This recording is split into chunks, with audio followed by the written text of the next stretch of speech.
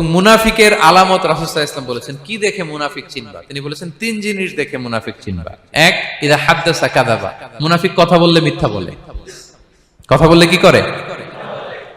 ওয়া ইদা ওয়াআদা আখলাফা, ওয়াদা করলে খেলাফ করে। 3 নম্বরে ওয়া ইদা তুমিনা খানা, মুনাফিকের কাছে আমানত রাখলে খেয়ানত করে। আমানতের খেয়ানত, এটা মুনাফিকের আলামত। শুধু মুনাফিকের আলামতই না, এটা কিয়ামতের একটা আলামত।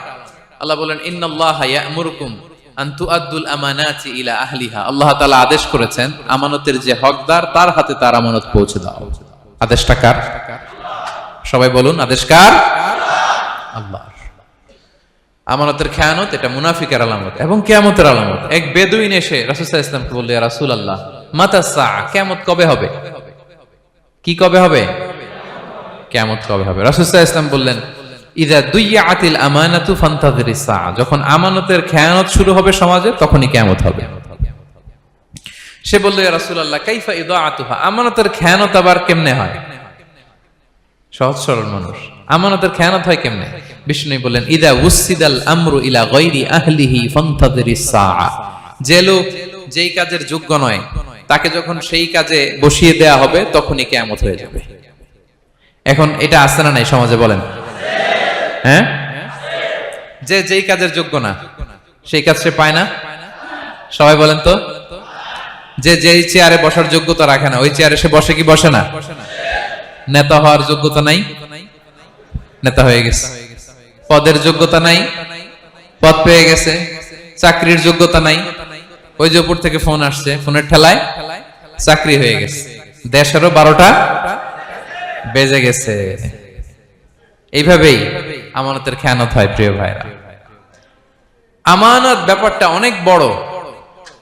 অনেকে মনে করে, আপনারা কি বোরিং হয়ে যাচ্ছেন? আর অল্প, আর ম্যাক্সিমাম 10 মিনিট। প্রিয় ভাইরা, আমানত এই ব্যাপারটা অনেক বড়।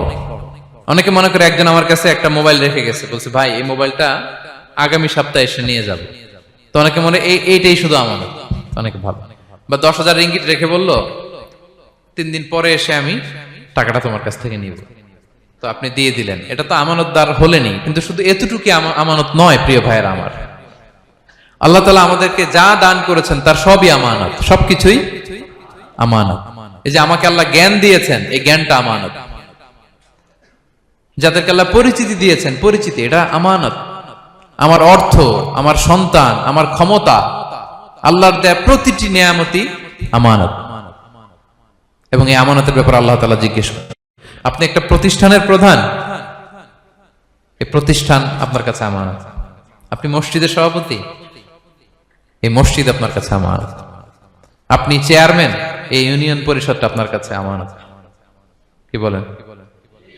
আপনি MP, member of the parliament, এই নির্বাচনী এলাকাটা আপনার কাছে আমানত। আপনি রাষ্ট্রপ্রধান, পুরো রাষ্ট্রের প্রতিটি ইঞ্চি আপনার কাছে কি? এই আমানতের খেয়ানত যখন হবে, বিষ্ণু বললেন তখনই কিয়ামতের অপেক্ষা করো।